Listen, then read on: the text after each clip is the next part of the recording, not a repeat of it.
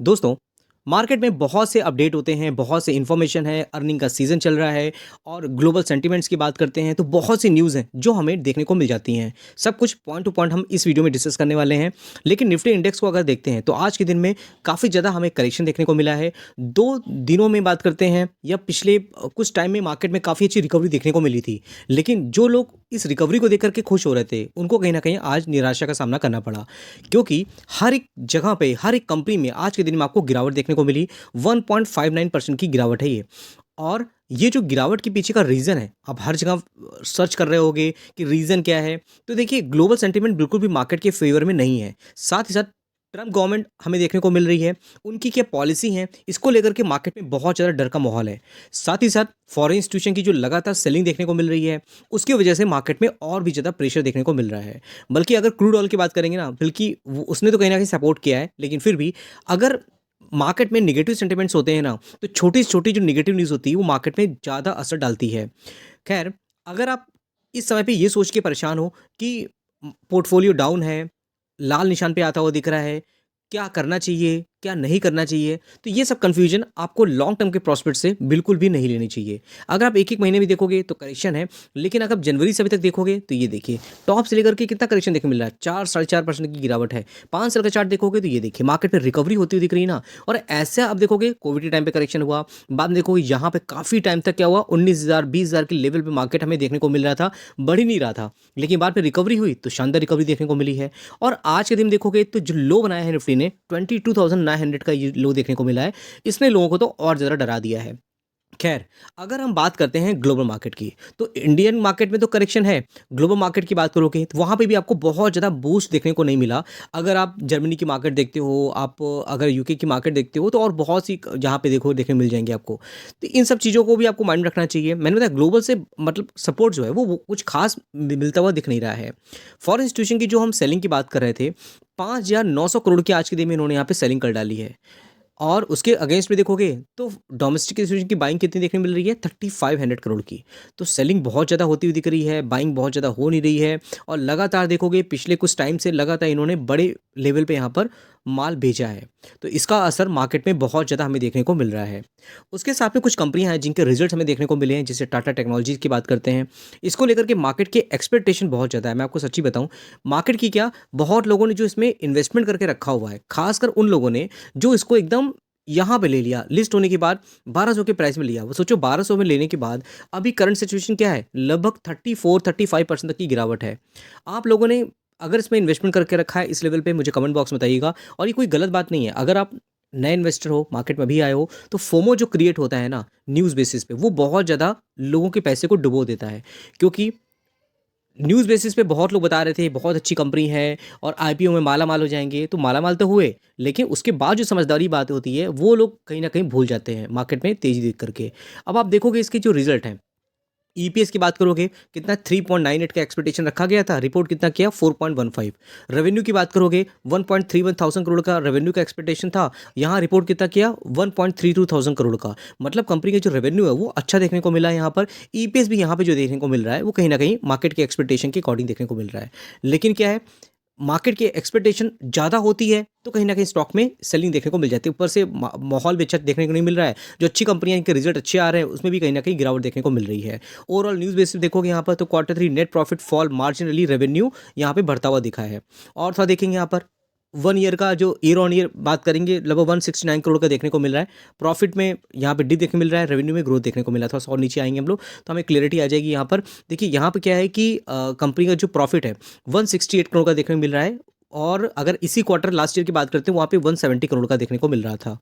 वहीं रेवेन्यू की बात करते हैं तो देखिए यहाँ पर क्या है कि 1200 करोड़ का पहले लास्ट ईयर इसी टाइम पे रेवेन्यू था, जो कि बढ़ करके 1317 करोड़ हो गया। तो रेवेन्यू को लेकर के मार्केट की एक्सपेक्टेशन अच्छी है, ईपीएस को लेकर के अच्छी देखने को मिल रही है, लेकिन नेट प्रॉफिट कंपनी का यहाँ पे डिक्रीज होता हुआ दिखा है। तो इसी वजह से देखोगे आज के दिन में क्या हुआ यहाँ पर, तो इस स्टॉक में हमें करेक्शन देखने को मिल जाएगा आपको। और एक दिन का चार्ट देखोगे तो ये देखिए, किसी को कंपनी के रिजल्ट अच्छे लगते हैं तो किसी को कहीं पे ना खराब लगते हैं, तो यहाँ पर भारी यहाँ पर प्रॉफिट बुकिंग देखने को मिल जाती है।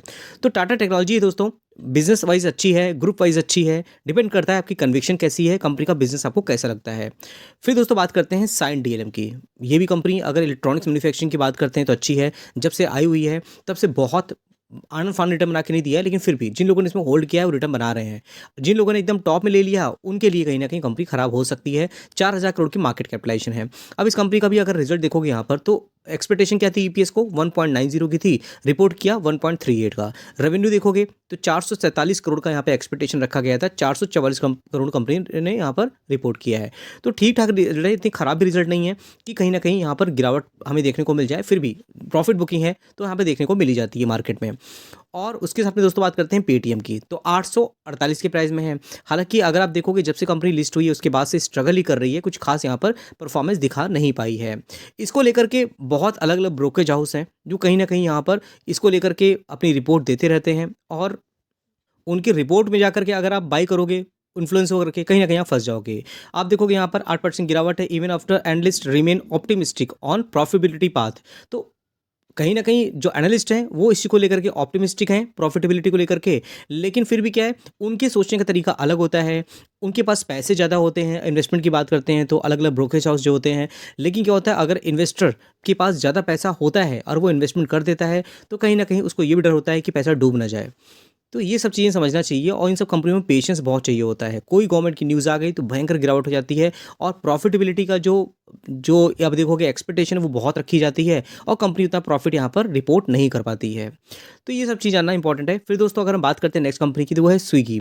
ज़ोमैटो की बात करते हैं, रिज़ल्ट अच्छे आए नहीं, इतनी बड़ी मार्केट कैपिटलाइजेशन वाली कंपनी है और अगर नेट प्रॉफिट की बात करोगे कितना ज़्यादा कम देखने को मिल रहे हैं। तो अगर कंपनी रिजल्ट अच्छे नहीं आएँगे, उसी सेक्टर में ये कंपनी भी काम कर रही है, तो आज के दिन देखोगे 8% की जो गिरावट है, ये कहीं न कहीं होनी थी। किसी सेक्टर में जो बड़ी कंपनी होती है, अगर उसकी रिजल्ट अच्छे नहीं आए होते हैं, तो उसी सेक्टर में जो और दूसरी कंपनियाँ होती हैं, उसमें गिरावट देखने को मिल जाती है। तो स्विगी में आपको करेक्शन देखने को मिला, Swiggy share fall the most since listing as Zomato 23 result. तो ये सब चीज़ें जानने वाली होती हैं, तो आपने इसमें इन्वेस्टमेंट करके रखा है मुझे बताइएगा। कल्याण ज्वेलर्स की बात करते हैं, 487 की प्राइस में आज के दिन में 8% तक की गिरावट है, 54,000 करोड़ की मार्केट कैपिटलाइजेशन है। इसको लेकर के बहुत सी न्यूज़ देखने को मिल रही है और Kalyan Jewellers share fall 7% after promoter create pledge on equity share. तो प्रमोटर का इक्विटी को प्लेज में रखना कोई गलत बात नहीं होती है अगर बिज़नेस को बढ़ा रहे हैं तो। लेकिन मैंने बताया ना, सबके सोचने का तरीका अलग-अलग होता है।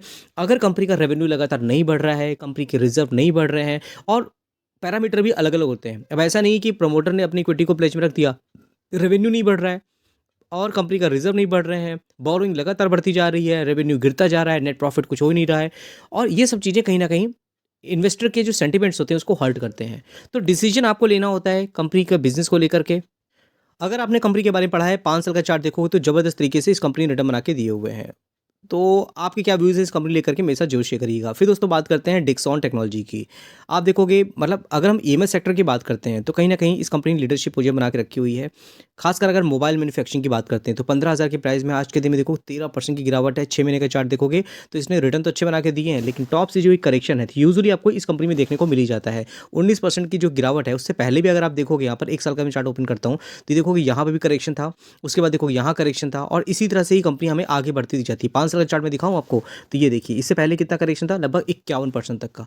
तो इन सब कंपनियों में क्या होता है कि गिरावट का सामना अगर आप कर सकते हो तो ही आप लॉन्ग टर्म में टिक सकते हो। अगर आप सिर्फ फोमो में आ जाओगे ना, कंपनी भाग रही है, अगर मैं यहाँ पे इन्वेस्टमेंट कर दूँ मेरे पैसे बनेंगे ही बनेंगे, ऐसा कुछ भी नहीं होता। कोई मार्केट का रूल नहीं होता और अगर आपको ऐसा कोई बताता है तो कहीं न कहीं आप फँसने के चांसेस ज़्यादा हैं। आप देखोगे कंपनी के जो रिजल्ट आए थे वो मार्केट की एक्सपेक्टेशन को बीट नहीं कर पाया। ईपीएस बात करें तो रेवेन्यू वाइज़ देखोगे कंपनी के रिजल्ट हैं वो मुझे अच्छे ही लगे हैं।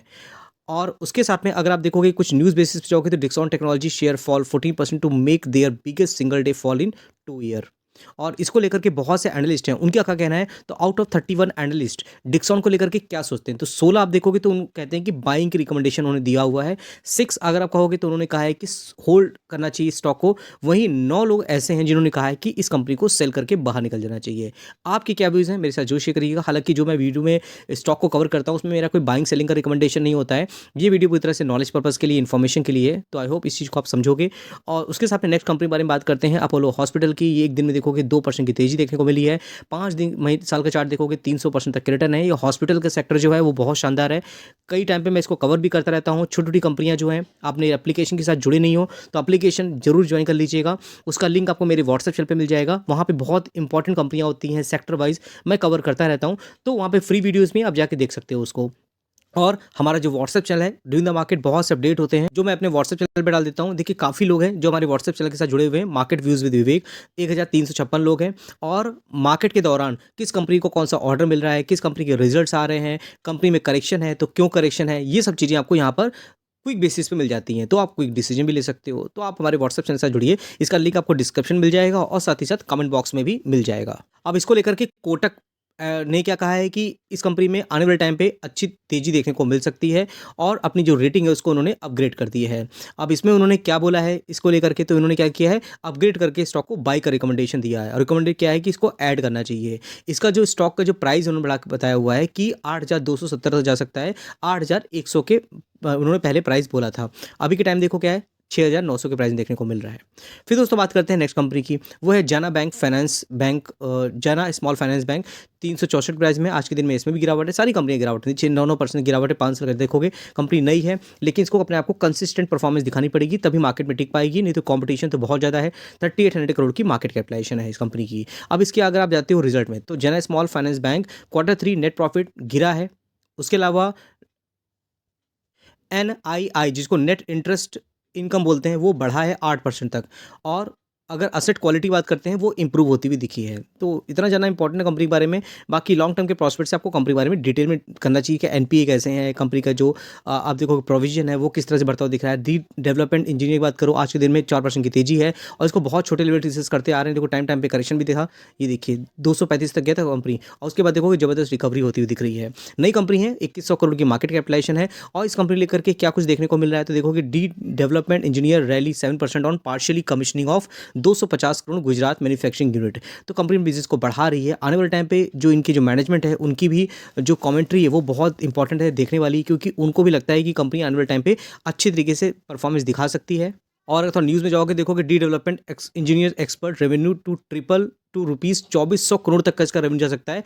जो चीफ मैनेजिंग डायरेक्टर हैं उनकी तरफ से ये इन्फॉर्मेशन हमें देखने को मिल रही है। तो इनका जो विजन है वो बहुत क्लियर है और कहीं न कहीं कंपनी कैपेसिटी एक्सपेंशन में ध्यान दे रही है, बिज़नेस को बढ़ा रही है और इसी वजह से इसका प्राइस में बढ़ता हुआ दिख रहा है। अभी मार्केट में सेंटीमेंट्स हैं तो इस स्टॉक में करेक्शन देखने को मिल रहा है। और पहले भी हमने अपने एप्लीकेशन में इसको डिस्कस किया हुआ है। यथार्थ हॉस्पिटल की बात करते हैं, नेगेटिव न्यूज़ कंपनी के बारे में देखने को मिलती है, बाद में देखोगे तो यहाँ पे हमें रिकवरी भी देखने को मिल जाती है। हालाँकि 4,000 करोड़ की मार्केट कैपिटलाइजेशन है। हॉस्पिटल सेक्टर मैंने बताया ना, इसमें काफ़ी अच्छी ग्रोथ देखने को मिलती है। आपकी क्या व्यूज़ हैं इस कंपनी लेकर के, मेरे साथ ज़रूर शेयर करिएगा। बाकी आप देखोगे यहाँ पे यथार्थ hospital share drop for the 14th straight session, now 30% below QRP issue price. तो ये भी आना इंपॉर्टेंट है। और उसके साथ दोस्तों अगर बात करते हैं नेक्स्ट कंपनी की, हिंदुस्तान एरोनॉटिक्स। आप देखोगे बहुत अलग अलग ऑर्डर मिलते हैं गवर्नमेंट की तरफ से, 4,000 के प्राइस में है। 5 साल का चार्ट देखोगे तो अभी टॉप से काफ़ी ज़्यादा करेक्शन है। मोनोपोली बिजनेस है, हेलीकॉप्टर की बात करते हैं, लाइट कॉम्पैक्ट एयरक्राफ्ट की बात करते हैं, तेजस की बात करते हैं। तो कहीं ना कहीं अपना नया ये प्लांट भी बना रहे हैं जिससे कि कैपेसिटी इनकी बढ़ सके और 1 साल में अगर आप ये तेजस बना रहे हैं ये लोग और ज़्यादा तेजस बना सकें जिससे ये बाहर एक्सपोर्ट भी कर सकें। तो इनको ये भी एक्सपेक्टेशन है कि बाहर से इनको ऑर्डर मिलेगा। HAL के साथ में इनकी डील हो रही थी जनरल इलेक्ट्रॉनिक्स की, वो कहीं न कहीं डिले होती हुई दिख रही है, रिपोर्ट के थ्रू न्यूज़ है। अब इनका था F414 इंजन की डील होने वाली थी जो कि यहाँ पर डिले होती हुई दिख रही है। और इसको लेकर के क्या कुछ न्यूज़ है अगर आप जाते हो गूगल में तो आपको सब कुछ चीज़ें मिल जाएंगी। तो ठीक है दोस्तों, आई होप ये वीडियो आपके लिए हेल्पफुल हुआ होगा। अच्छा लगा हो तो लाइक का बटन दबा के अप्रिशिएट जरूर करिएगा। फिर मिलते हैं नेक्स्ट वीडियो में, तब तक के लिए थैंक यू।